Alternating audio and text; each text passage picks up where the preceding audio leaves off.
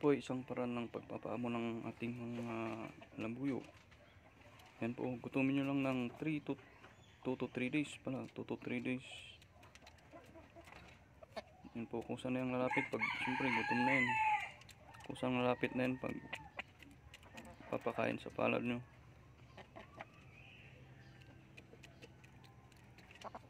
Yan, medyo mailap. Pero sa kalaunan, kung din ito, aamo din yung mga labuyo natin.